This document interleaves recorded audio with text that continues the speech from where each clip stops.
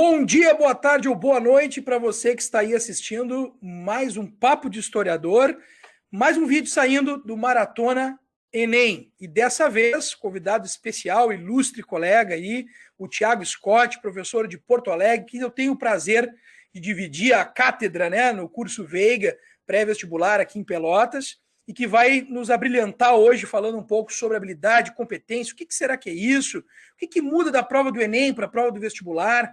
Por que às vezes a gente vê em tantos locais as pessoas se questionando?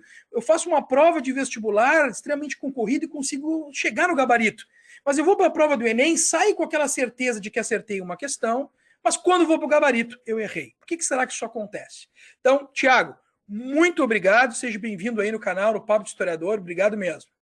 Valeu, Ayrton, obrigado aí o convite, tá? Muito legal, adorei essa iniciativa aí de falar de história nesse momento de pandemia, né? Dar acesso a várias pessoas que estão com problema, né? De ter acesso escolar aí. Então, fico muito agradecido ao teu convite, assim, vai ser muito legal, estou muito pilhado. É isso aí, show de bola. Então, como tu já sabes, mas como é de costume, a gente vai anunciar. O nosso tema de hoje é patrimônio cultural. Mas isso cai no Enem? Isso cai em prova? Tiago, cai em prova ou não cai em prova isso aí? Então, cara, isso é uma das coisas mais interessantes sobre o Enem, né? Tem certas coisas que só aparecem no Enem. Tipo, patrimônio é um desses assuntos, né? Patrimônio dificilmente tu vai ver no vestibular tradicional. Então, raramente uma prova de vestibular de uma faculdade privada ou até de federais, né, que ainda não adotaram o Enem, claro, aparece uma questão específica sobre patrimônio, né? E o Enem está lá, colocou no edital, né, na habilidade 5 e dentro da competência 1, né, uma discussão sobre patrimônio. É interessante que essa lógica do patrimônio, né? E quando eu falo em patrimônio, galera, a gente está falando em monumentos, estátuas, prédios, né? E também uma série de saberes, né? Que a gente vai ver daqui a pouco. Mas a questão é que o patrimônio faz parte de uma coisa maior, que é a cultura humana, né? Não só a cultura, também como a identidade dos povos. Então, na competência que fala sobre cultura e identidade, o Enem colocou uma discussão sobre patrimônio. Então, assim, só cai no Enem, né? Dificilmente vai aparecer em outros vestibulares. E quando cai, geralmente é uma questão fácil, mas os alunos não estão muito acostumados a pensar sobre isso, então acaba errando, né? Acabam errando. Então, a ideia desse encontro aqui é a gente poder desmistificar um pouquinho a própria prova do Enem e também essa ideia, né, de patrimônio histórico. Perfeito. Aí o Thiago faz menção, né, a competência 1, habilidade 5. Para ti que está nos ouvindo, o Enem ele é marcado por uma matriz de bases, né, de habilidades e competências. A competência 1 a que o Thiago se refere, ela faz referência a compreender os elementos culturais que constituem as identidades. E a habilidade 5, que vem no encalço, então, dentro dessa competência, ela vai nos provocar a identificar as manifestações ou representações da diversidade do patrimônio cultural e artístico em diferentes sociedades. Então, a gente pode ter aí uma multiplicidade enorme, né, de possibilidades de pensar o patrimônio, que não só no Brasil, mas no mundo. Porque, como o Tiago bem disse, né, o patrimônio está muito associado à herança histórica que vem do passado e que se materializa, se configura no presente, seja pelas identidades, seja pelos maneirismos, seja pelos hábitos e costumes que nós carregamos conosco. E aí eu queria, então, passar a bola para ti, Thiago, te questionando o seguinte.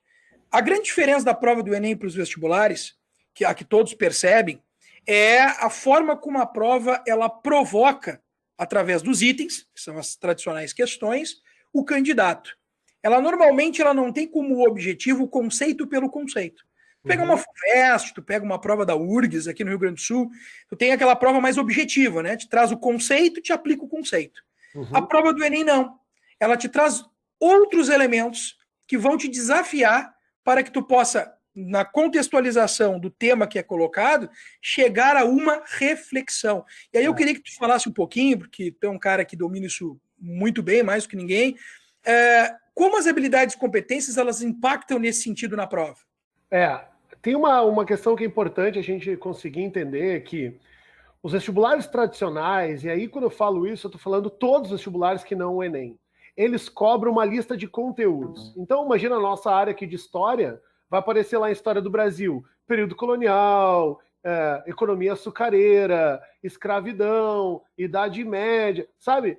Então, uma lista de conteúdos e aí a prova respeita esses conteúdos. No caso do Enem, tu vai olhar ali para o edital, tu não vai encontrar em nenhum momento a expressão idade média, mas vai cair idade média. Não vai ter lá Era Vargas, mas vai cair Era Vargas. Por quê? Porque o edital do Enem trabalha com uma outra perspectiva muito mais moderna, vamos falar sério, muito mais moderna de encarar a educação, que é através de competências e habilidades. Que isso é algo que vem vindo já, de alguma forma, já se discute isso no campo da educação desde os anos 80. Que a galera parou nos anos 80 e perguntou assim, ó, o que as pessoas precisam saber no século XXI?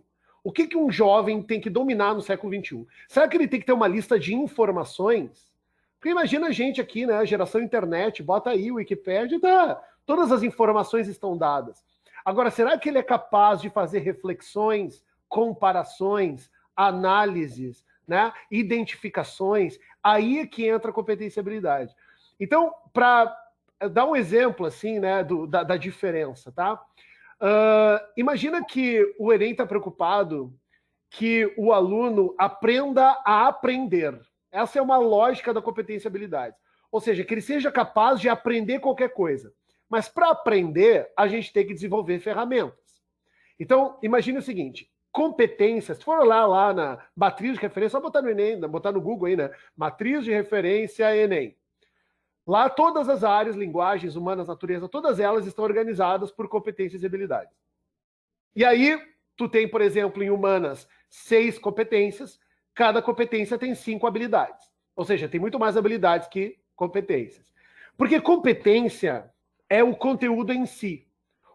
A competência é o saber, tá? As habilidades são as ferramentas que eu utilizo para chegar naquele saber. Um exemplo bem básico, tá? Competência é aprender a tocar violão. Imagina que eu posso dizer assim, ó, eu sei tocar violão, ponto. Para alguém dizer que sabe tocar violão, essa pessoa tem que ter desenvolvido uma série de habilidades. Então vamos pensar que a gente tem um curso de violão, tá? É baseado em 5 habilidades para chegar na competência, tocar violão. Então a habilidade 1 é colocar as cordas no violão. Habilidade 2, afinar o violão. Habilidade 3, saber fazer os acordes. Habilidade 4, ler partitura. Habilidade 5, improvisar. Tá? Imagina que, se tu desenvolver essas 5 habilidades, percebam que essas habilidades elas são, de alguma forma, organizadas por, né, com pré-requisitos, né? Porque não adianta eu ler partitura antes de saber afinar o violão, por exemplo. Né? Quer dizer, não adianta eu afinar o violão antes de saber colocar as cordas. Então, primeiro eu tenho que saber colocar as cordas, para depois afinar o violão, entende? Então, quando eu desenvolvo essas ferramentas, eu posso dizer, agora eu sei tocar violão. Então, imagina que o saber é dirigir um carro. Então, eu quero ter essa competência, dirigir carros. Para dirigir carro, eu tenho que desenvolver uma série de habilidades. Eu tenho que conhecer um pouco da mecânica do carro, eu tenho que saber fazer ultrapassagem, eu tenho que saber as leis de trânsito. E aí, desenvolvendo essas habilidades, eu chego na competência, dirigir um carro. O Enem funciona com esse tipo de reflexão. Então, por exemplo, hoje nós vamos falar da competência 1. A competência 1 é compreender os elementos culturais que constituem as identidades. Então, está falando que tu tem que ter o saber, que é entender cultura e identidade. Quais são os elementos da cultura que formam identidades? Para isso, tu tem que desenvolver 5 ferramentas. Habilidade 1, interpretar fonte histórica. Habilidade 2, analisar a produção de memória. Habilidade 3, manifestações culturais e seus processos históricos. Habilidade 4, comparar, né, fontes documentais acerca de aspectos da cultura. Habilidade 5, né, patrimônio histórico, a gente vai falar hoje. Olha só, são 5 ferramentas. Quando eu desenvolvo as 5, eu posso dizer, sei cultura e identidade. Então, é isso que divide o Enem de qualquer outro vestibular tradicional. Porque, às vezes, a gente olha assim, ó, por exemplo, essa habilidade de patrimônio, né? Um ano cai uma praça em Paris. Vai falar sobre a Praça da República. Fala da Praça de Paris, que tem lá um monumento de um rei e um outro monumento egípcio. No outro ano cai o modo artesanal de fazer queijo de Minas. O aluno olha para isso e pensa assim, meu Deus, eu não sei o que está caindo, né? Será que eu tenho que estudar queijo de Minas? Eu tenho que estudar as praças de Paris? Não, na verdade está caindo uma coisa anterior a isso tudo, que é patrimônio. O modo artesanal de fazer queijo de Minas é um patrimônio imaterial no Brasil. E aquela Praça da República é um patrimônio material na França. Então, a gente às vezes olha para uma questão e tenta atacar ela pelo conteúdo, sabe? Por exemplo, tem uma habilidade, que é a habilidade 12, que fala sobre justiça, analisar o papel da justiça. Aí tu olha a questão, tem uma questão falando sobre a ideia de justiça para Sócrates. Tá? Aí alguém olha e pensa assim, ih, tá caindo Grécia, porque tá falando sobre justiça para os gregos. Aí no outro ano cai uma discussão sobre justiça para John Locke. E tá caindo o iluminismo. Então, parece que são conteúdos históricos que tu tem que decorar, barará, quando na verdade a pergunta é, para que precisa de justiça? Por que nós, humanos, precisamos de justiça? Sabe? Então, quando a gente parte para entender melhor o edital, isso aqui não é inventado, tá lá no edital, tá lá no MEC, o INEP, tá lá. Quando a gente para olhar para o edital, o Enem passa a ser algo muito mais rico e muito mais incrível do que o que a gente trabalha com os outros vestibulares, que é uma linha de tempo, nome de presidente, data e tal, e tá tudo certo. Não que o conteúdo não importe, né? O conteúdo importa. Esse é o ponto. Perfeito. O conteúdo importa muito, te localiza no tempo, te dá um arsenal de reflexão, mas não adianta nada tu decorar a linha de tempo dos presidentes se tu não entende o que é identidade cultural. Identidade cultural é um conceito que está lá, é cobrado na competência 1 e que não aparece numa aula com a linha de tempo dos presidentes. Entende? Então, por isso que é cada vez mais importante a gente entender que o Enem, o que vale é tu conseguir desenvolver essas ferramentas. Comparar, analisar, identificar, né, interpretar. Quando a gente começa a navegar por esse lado, né, e não se preocupa tanto em decorar informações, o Enem passa a ser algo muito mais legal, muito mais prazeroso, muito mais inteligente até, eu diria. Na verdade, inclusive, tu faz uma menção importante. Às vezes os alunos dizem, mas não tinha, eu estudei tanto e não tinha conteúdo na prova. Não, a prova tem conteúdo, muito conteúdo, mas a forma como ele é abordado que é distinta do vestibular, que é exatamente tudo que o Thiago está nos falando aí, né? Ou seja, tu tens que saber o verbo lá, o identificar, o comparar. Eu fiz uma questão que era só interpretar. Sim, mas isso aí faz parte das habilidades que vão construir as competências que o Enem quer. Claro. Tu tem que realmente saber isso. Tem que conseguir comparar dois pontos de vista distintos e entender a que síntese ou reflexão se quer buscar. Não, e tem outro ponto, né, Ayrton, que a gente acha, muita gente acha, né, de uma forma errônea, que a prova de humanas é uma prova de história grampeada numa prova de geografia, grampeada numa prova de sociologia e filosofia. Na verdade, todos esses temas, às vezes, aparecem em uma questão. Porque, olha só, se tu quer desenvolver o teu conhecimento em ciências humanas, tu tem que ter uma noção que, por exemplo, publicidade, jornalismo é uma área das humanas. Comunicação social é uma área das humanas. Está lá na habilidade 21. Quando a gente pensa sobre justiça, justiça é uma habilidade das humanas. A justiça é a habilidade 12, sabe? Quando a gente pensa sobre, por exemplo, inclusão social, que hoje é um debate sobre política pública, sociologia, né? Quer dizer, tem várias áreas, inclusive cursos, né, que trabalham expressamente em isso, né, em temas de inclusão social. A inclusão social é a habilidade 25, entende? Então, assim, a gente tem que desmistificar que é uma prova de história grampeada, uma prova de geografia, tem que entender que é uma prova de ciências humanas e tudo que engloba as ciências humanas. E tem que entender também que tu tem que, né, atacar a prova, fazer a questão em cima de uma percepção de que tu está fazendo uma prova de humanas. Né? Então não adianta tu pensar em geografia só porque tem um mapa. Eu lembro uma questão aí muito genial do Enem, que era uma questão que fala sobre GPS. Entregaram o GPS para uma tribo na Amazônia. Essa tribo amazônica utilizou o GPS e métodos tradicionais para mapear seu território. Era esse o texto. A pergunta é, por que é importante grupos indígenas mapear o próprio território? Aí a resposta era manutenção da identidade da tribo. Então, olha que maluco, essa questão só porque fala de mapa é de geografia? Não, né? ela é de antropologia, ela é de sociologia, ela é de história, ela é de várias outras coisas. Então, é importante essa percepção de que tu está fazendo uma prova de ciências humanas, né? E que a história é uma das ferramentas. Perfeito. E outra coisa importante que causa, né, óbvio, um impacto muito grande, é que o Enem ele provoca uma ruptura de paradigma. A grande verdade é que a boa parte dos alunos, até então, não estavam sendo preparados para esse tipo de avaliação. Na verdade, né, Tiago, sendo bem honesto, nós, professores, Nossa, não claro. fomos preparados para isso. Olha, eu passei pela graduação, fiz 2 pós-graduações, estou no mestrado, em nenhum momento eu ouvi falar em habilidade e competência. O que eu vim a somar nesse sentido foi refletindo com pares, como o Tiago, lendo material, buscando se informar. Porque a verdade é que o Enem ele vem verticalmente, cria um sistema de avaliação, estabelece um padrão e, a partir daí, uma mensagem subliminar para os professores e para todos que estão na base. Virem-se.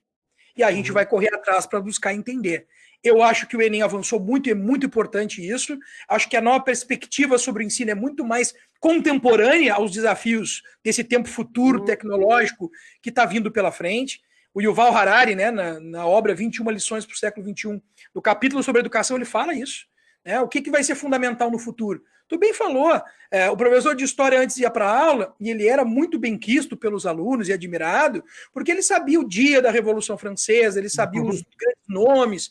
E hoje não tem mais, isso não tem mais brilhantismo. Porque tu pega um Google, pega um celular, em segundos tu sabe o dia, a hora, quem era o fulano, quem era o Beltrano.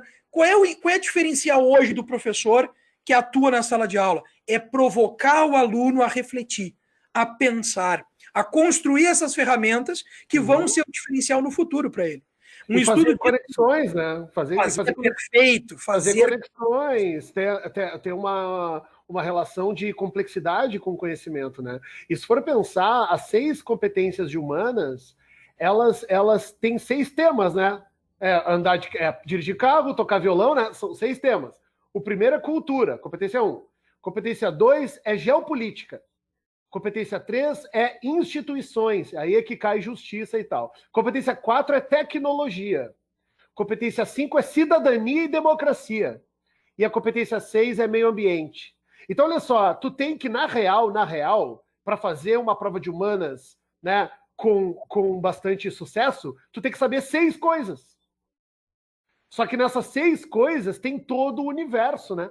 Nessas 6 coisas tem comunicação, tem inclusão social, tem justiça, tem cultura, antropologia, tecnologia, meio ambiente, sustentabilidade. Então, na verdade, engloba uma série de outras coisas, mas olha que interessante, né? A gente não quer o aluno que decorou toda o império brasileiro, que sabe direitinho o que é avanço liberal, regresso conservador. Quer dizer, que profissional é esse do futuro, né? Agora, eu quero um jovem que consiga entender o que significa o território para o indígena. Saca? Entender o significado filosófico da justiça. Entender por que é preciso, né, defender o patrimônio histórico. Então, isso é muito mais relevante do que tu pensa a nossa geração quando fez o vestibular, né?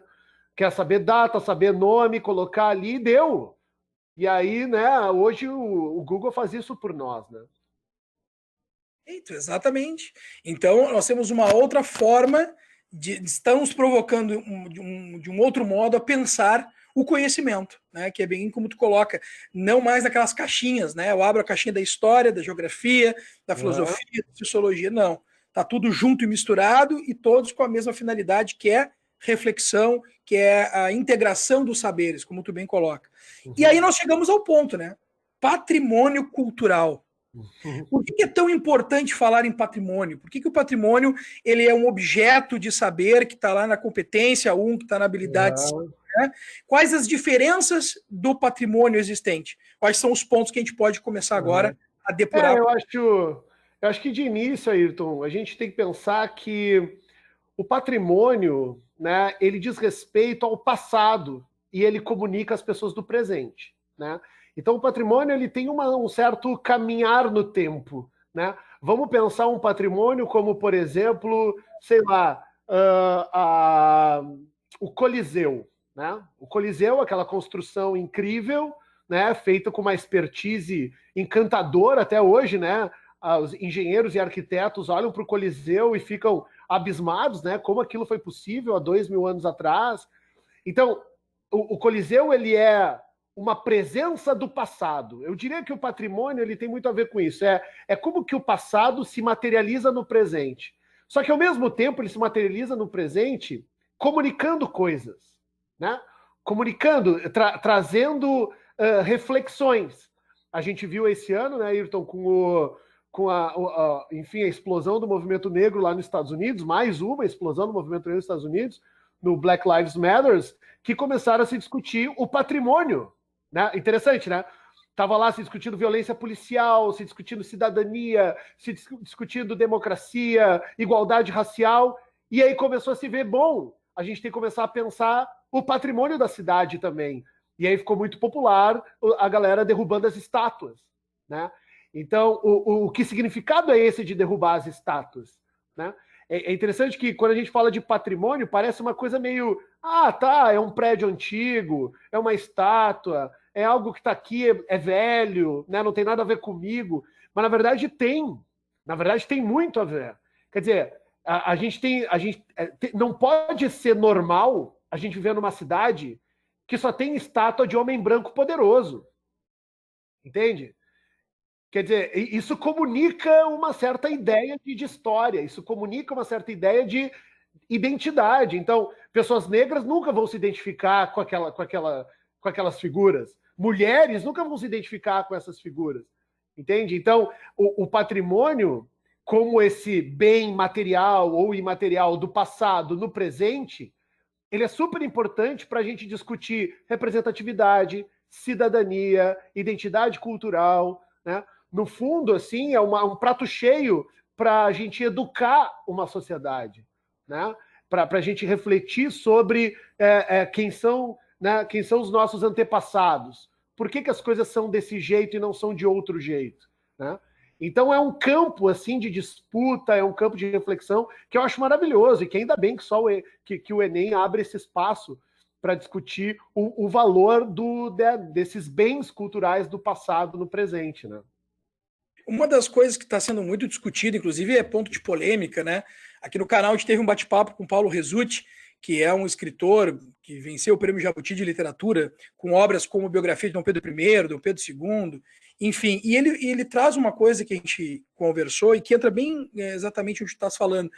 A questão dos símbolos, né? A importância dos símbolos para a memória e para a história de uma comunidade, né? De uma sociedade. Então, a gente teve essa situação recente do George Floyd, acabou num ato violento, né, que materializa o racismo impregnado a uma sociedade que historicamente é marcada por isso, né, vide Guerra de Secessão e todos os conflitos inerentes à década de 60 do século XX, e que vai fazer com que estátuas, não só nos Estados Unidos, mas fora dele, passem a ser contestadas quando representam essa violência que acometeu a sociedade americana e que estarreceu o mundo inteiro. Que, infelizmente, no nosso país também é cotidiana. E são vários os casos que a gente poderia citar que demonstram isso. Né? Tem uma coisa bem interessante, cara, que é o que acontece em São Paulo em relação ao mito do bandeirante. Tem coisa que materializa mais a violência da sociedade brasileira, né, no período colonial do que um bandeirante. Imagina, o bandeirante é um cara que sai, né, de São Paulo, caminha no interior do Brasil, onde o objetivo é capturar indígenas para vender como escravos. O objetivo é destruir quilombos, né, que são símbolos da resistência, né, do sistema escravista. Então, e essas pessoas são homenageadas. Estátua, nome de rua, nome de TV, nome de universidade, né? Anhanguera, Fernão Dias, Raposo Tavares, Domingos Jorge Velho. Essa galera tudo é nome de rua, nome de bairro, nome de ferrovia, estátua na Avenida Paulista. Tem lá a estátua do Borba Gato na Avenida Paulista, lá do Raposo Tavares, etc. Então, de um lado, claro, se entende o bandeirante dentro da narrativa da interpretação paulista, né, paulistana, de que o bandeirante é o representante do paulista, corajoso, forte, levou desenvolvimento, achou ouro no Brasil. Ele é quase que uma encarnação, enfim, do espírito aventureiro dos paulistas. Então, quando tu bota lá o bandeirante numa estátua, ele está ensinando as pessoas de que os paulistas são herdeiros daquela tradição, que nem a gente faz com os gaúchos, né? Com os farroupilhas, muito parecido. Só que, por outro lado, o bandeirante é um símbolo da barbárie. Entende? Aquele monumento que tem na frente do Parque Ibirapuera, com os bandeirantes caminhando e os índios atrás sendo capturados, quer dizer, é um monumento à escravidão aquilo. Entende? Aquilo é um monumento à escravidão.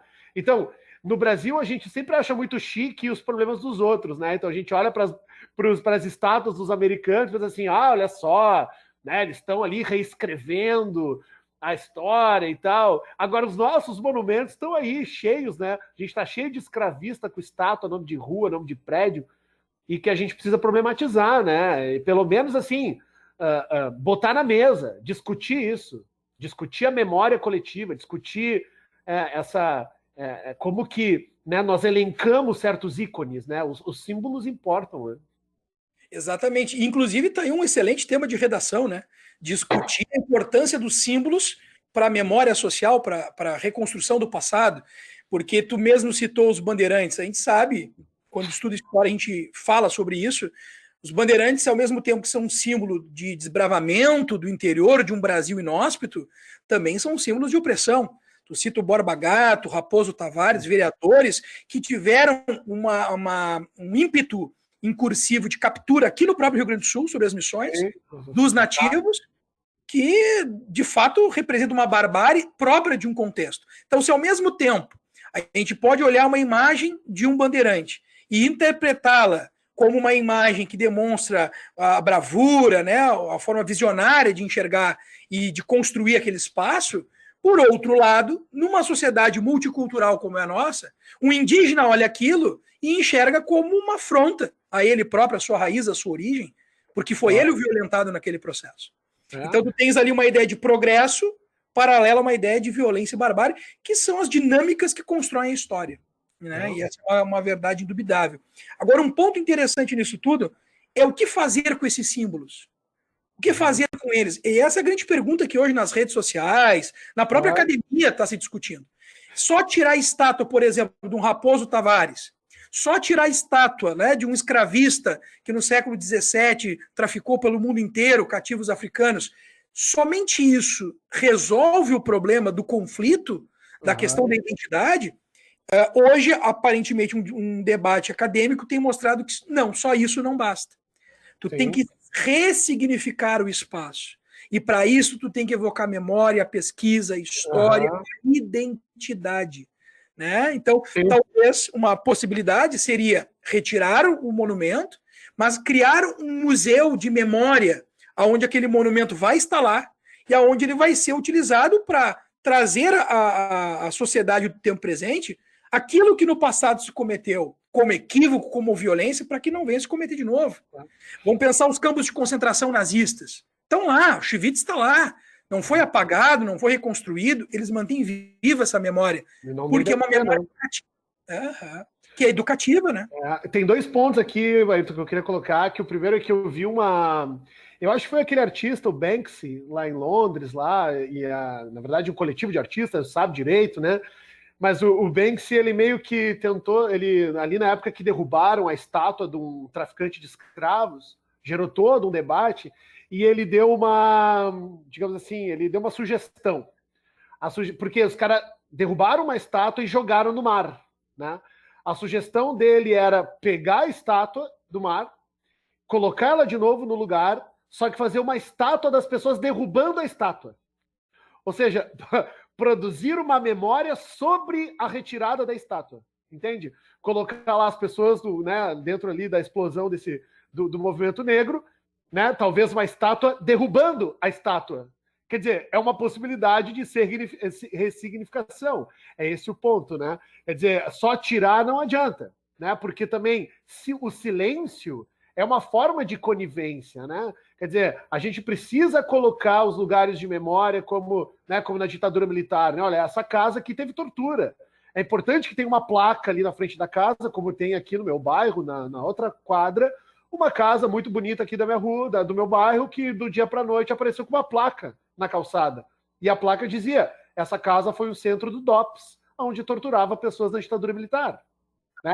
É importante ter esses espaços de memória para que as pessoas não esqueçam, né? E para que não se repita, obviamente.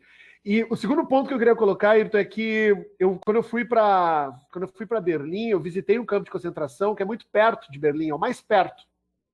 Não me lembro o nome, mas é aquele nome alemão enorme, assim. Enfim, era nesse campo, né, no meio da visitação, assim, é o campo mais antigo, é o primeiro campo. No meio da visitação, a gente para num lugar, assim, e tá chamuscado de fogo, né, o pavilhão, assim, onde a gente estava.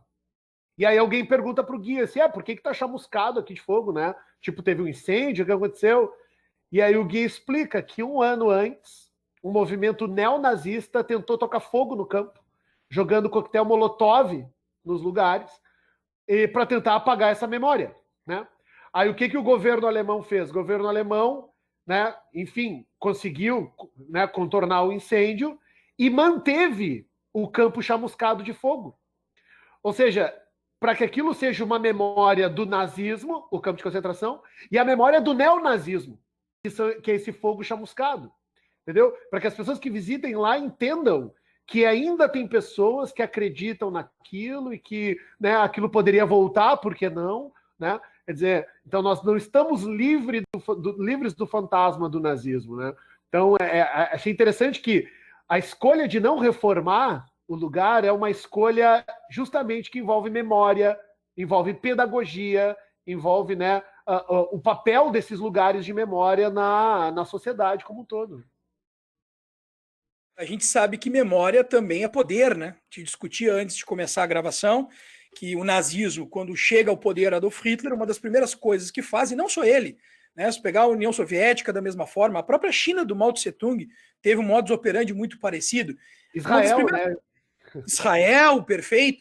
Reescrever a história, né? Ressignificar a história, reconstruir a narrativa, criando nessa nova narrativa os inimigos a serem batidos, os valores a serem sustentados. Uma das coisas interessantes, esses dias eu coloquei no meu Instagram lá, eu fiz uma reflexão, né? Eu coloquei a imagem do Pantera Negra e eu coloquei a imagem de um filme, que é um filme nacional, né, protagonizado por um ator, Ailton Moraes, não falha a memória, que é o Besouro. E eu questionava, né, nas minhas redes sociais, olhando aquelas duas imagens, o que elas tinham em comum e quais eram as suas diferenças.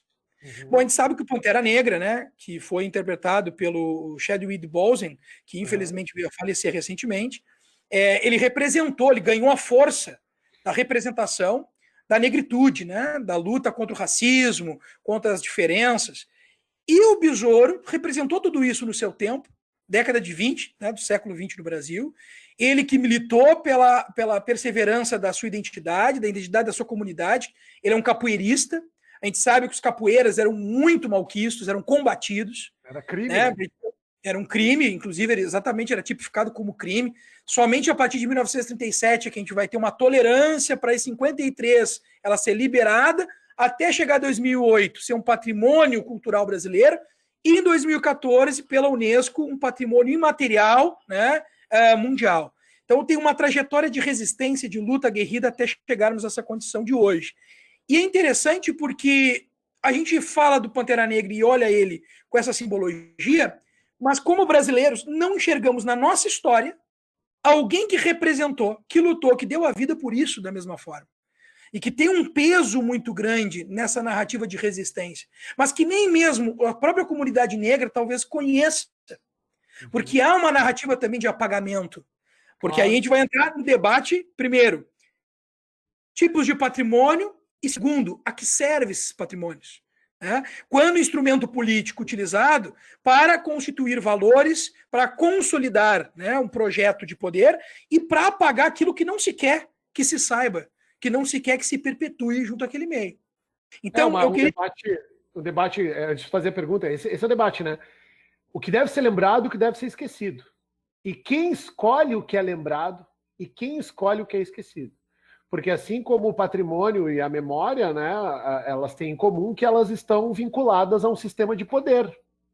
Né? Então, há interesses em patrimonializar coisas e outras não.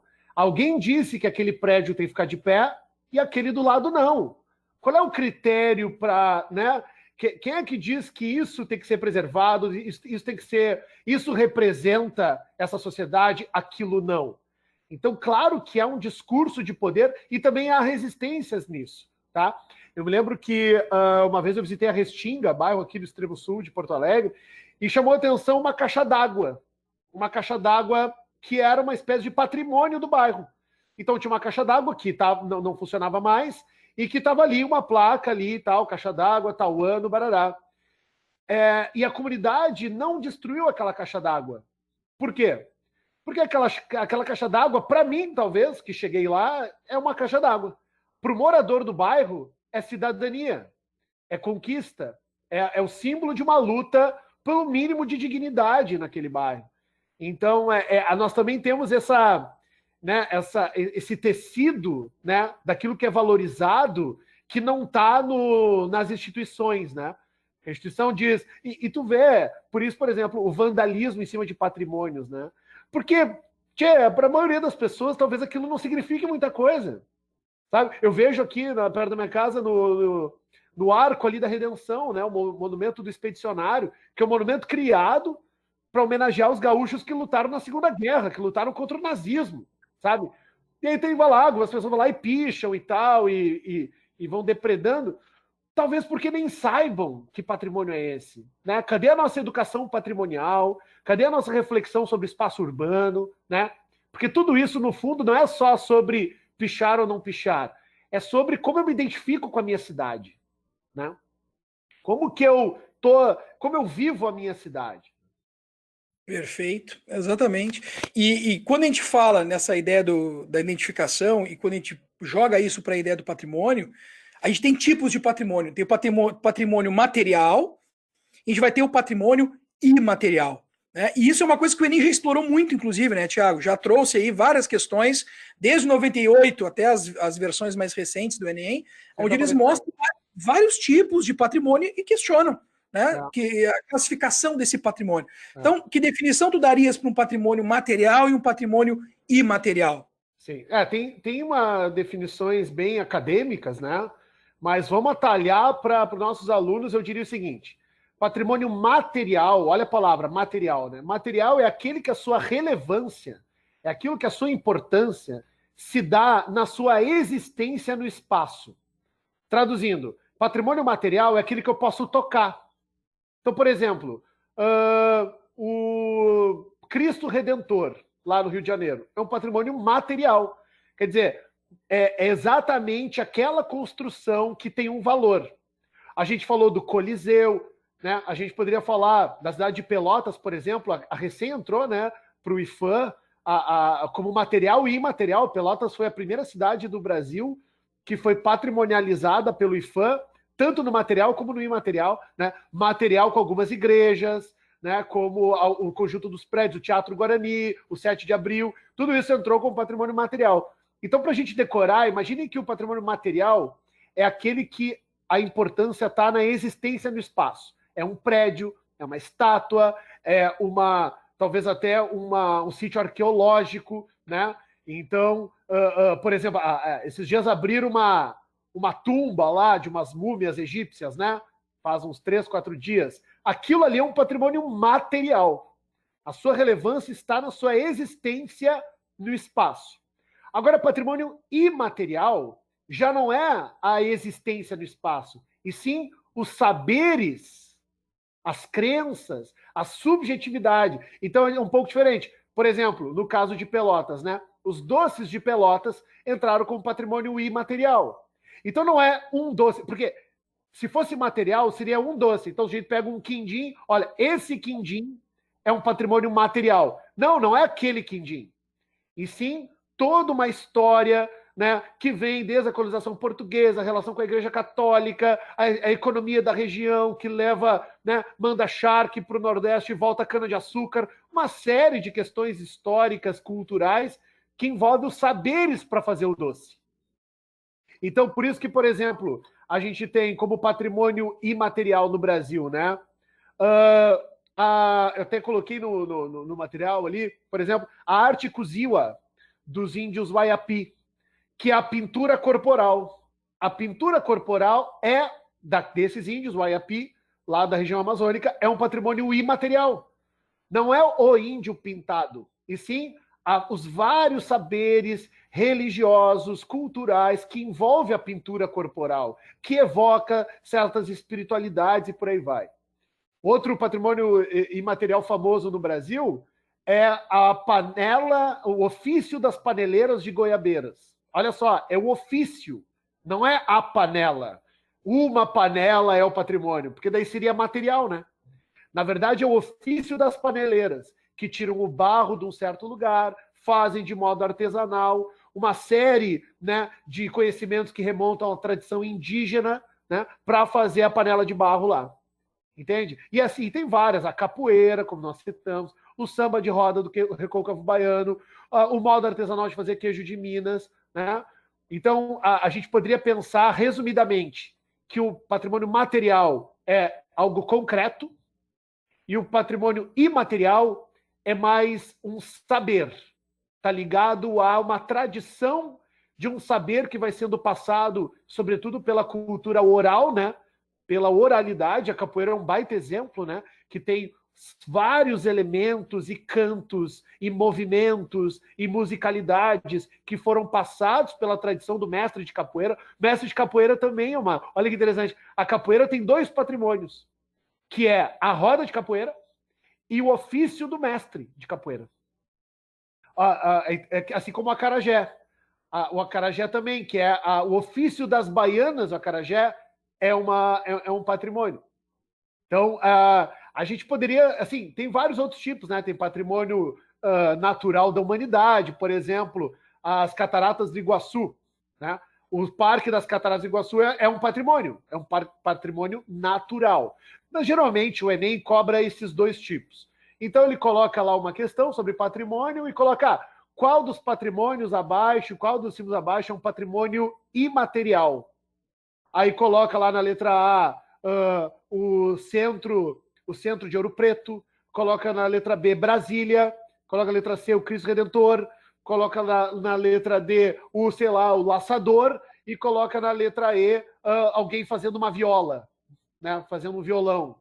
Qual é o patrimônio imaterial? É o saber que envolve o violão, né? Então, e não é só isso, tá? Porque se tu olhar no site do IFAM, a gente tem vários livros de registros. Então, a gente tem, por exemplo, o livro de registros de lugares. Olha só, um lugar é um patrimônio imaterial. E aí, um exemplo importante no Nordeste, a Feira de Caruaru.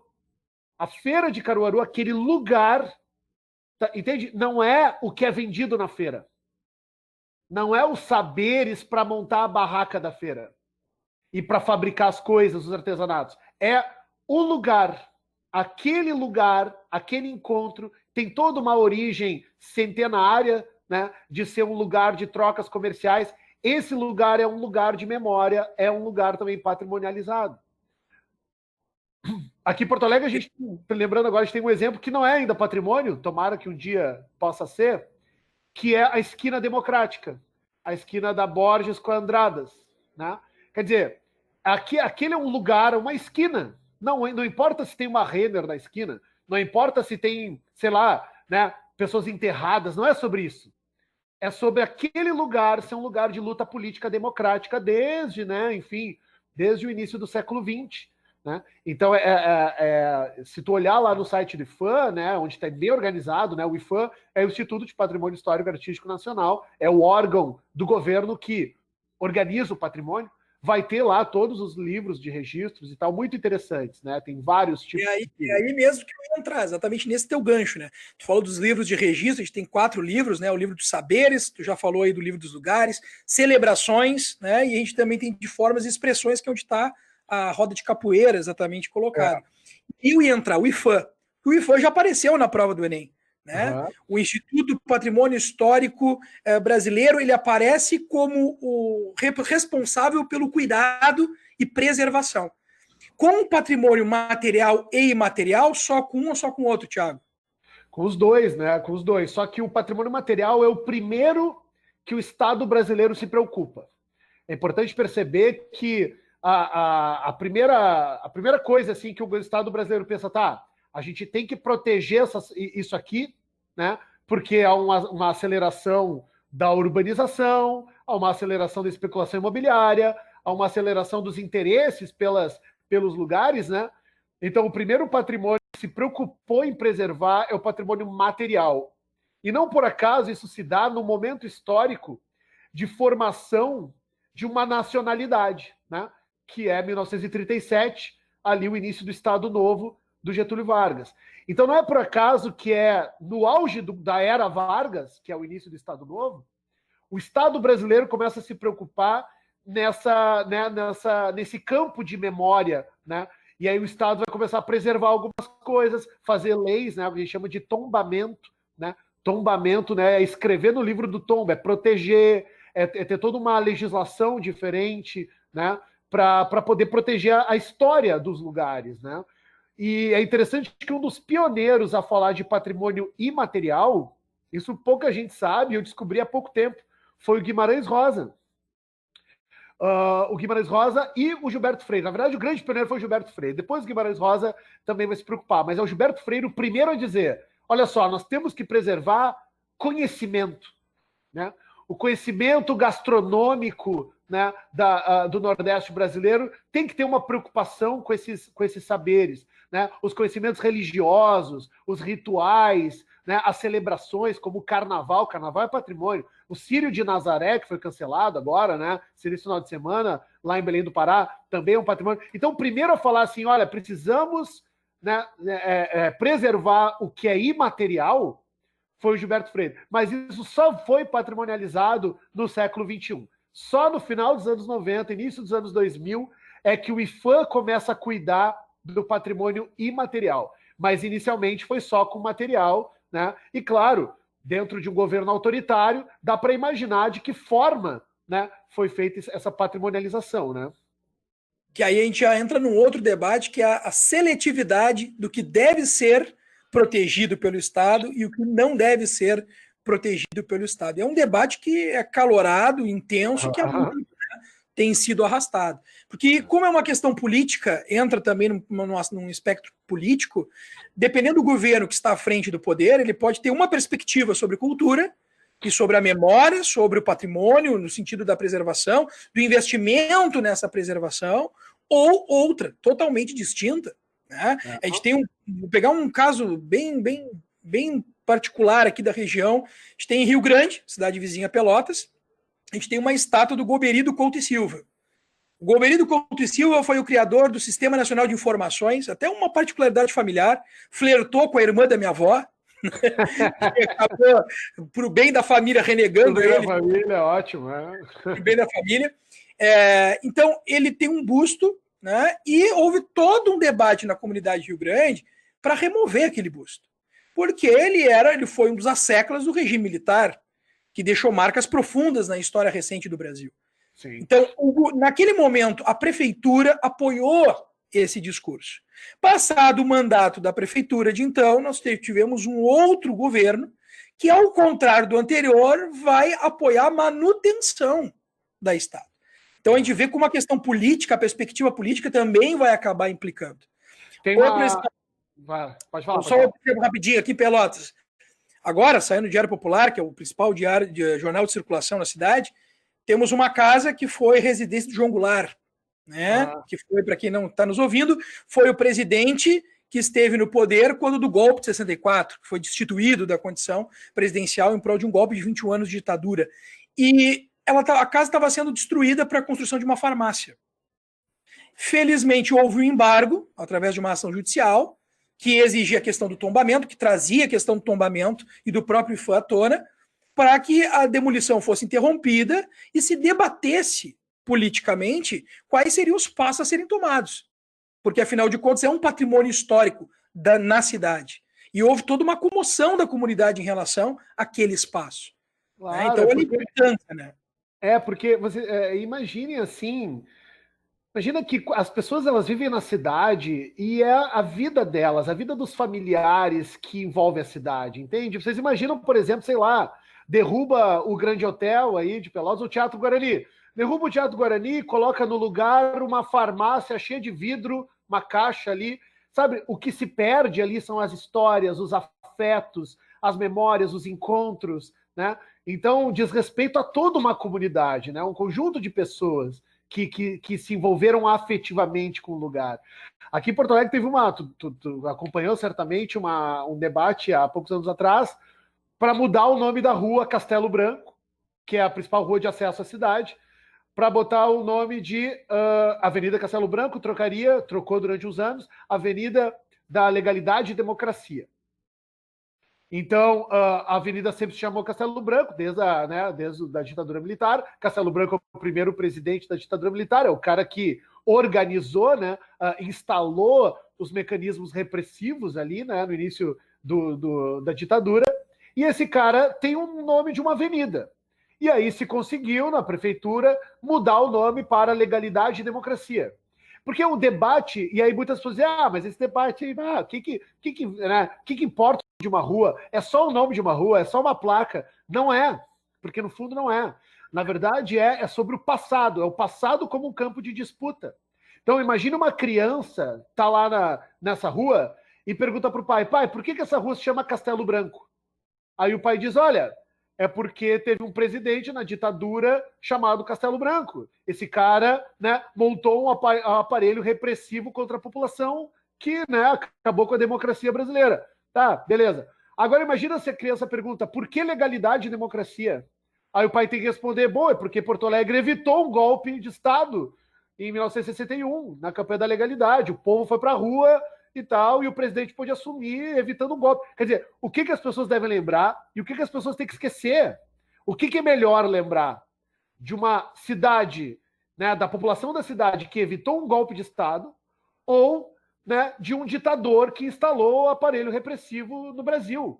Então, no fundo, é uma disputa sobre o passado que diz respeito às pessoas do presente, né? A cidadania, a noção de política social. Por isso que é muito importante, não é um debate vazio, é um debate que importa muito.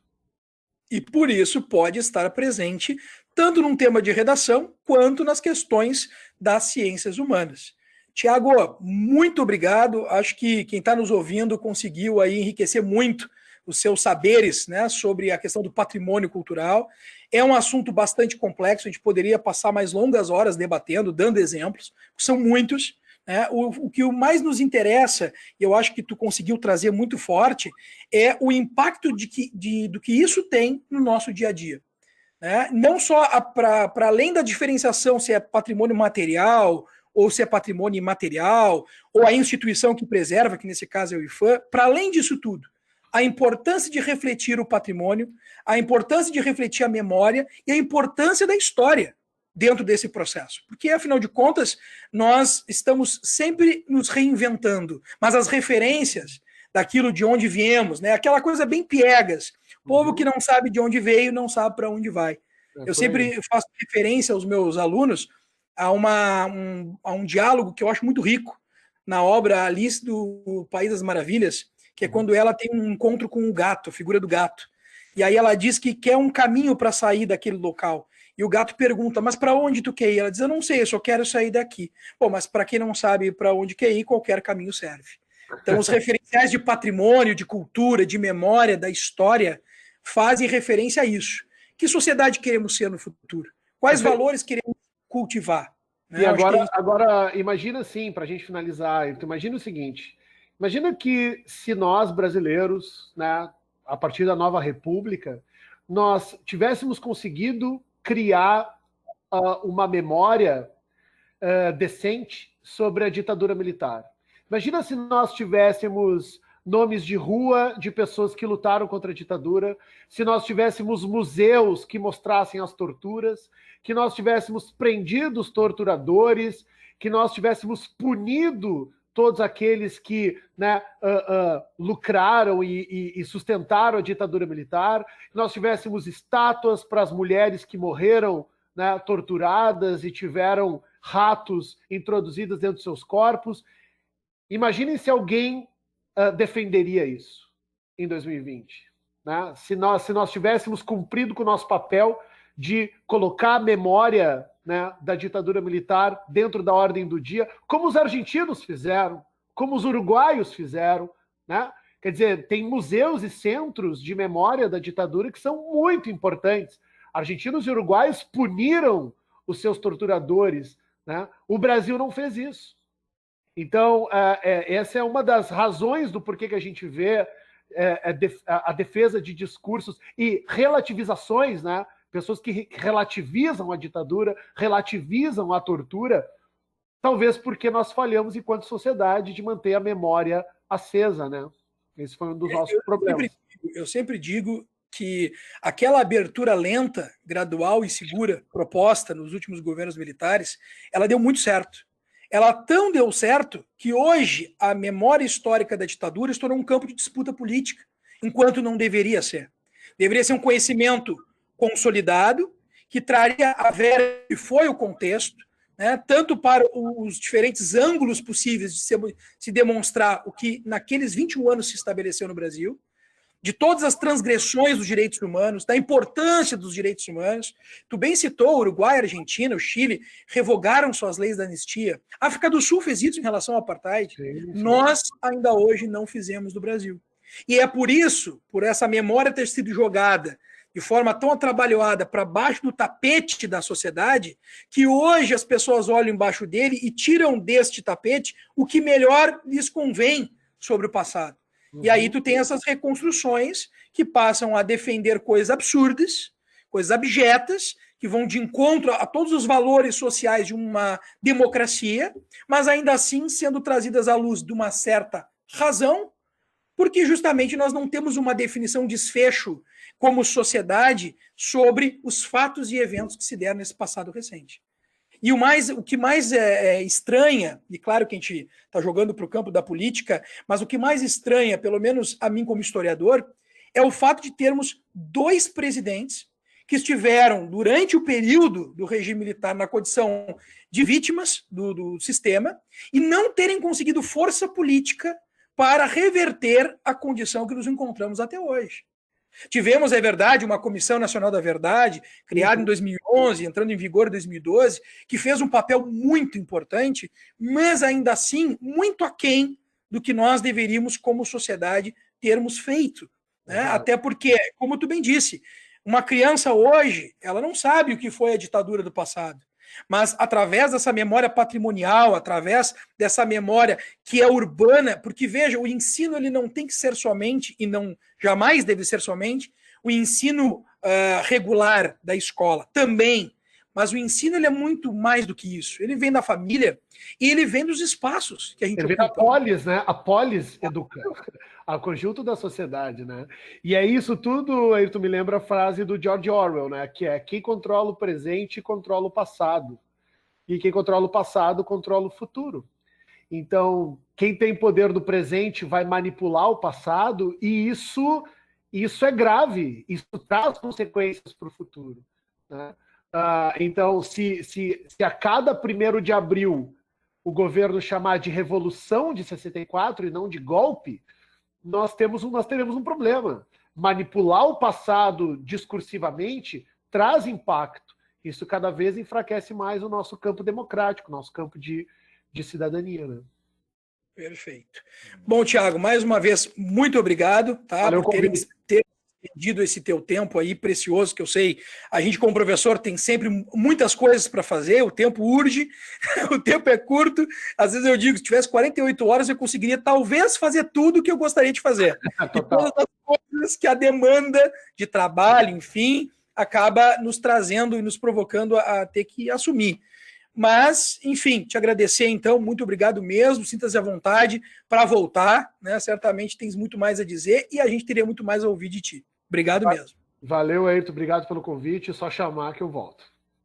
Perfeito. E para ti, que nos assistiu até então, aqui na descrição do vídeo vamos ter links com os exercícios ao longo das edições do Enem que abordaram a questão do patrimônio, que abordaram a competência 1, habilidade 5, e também o material que o Thiago produziu, que vai ser colocado à disposição, todos eles gratuitamente.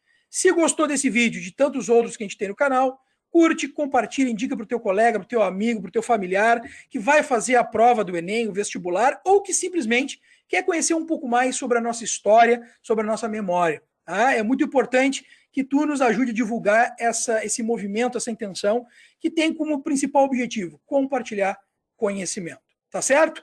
Um forte abraço a todos, até mais. Tchau, tchau. Valeu.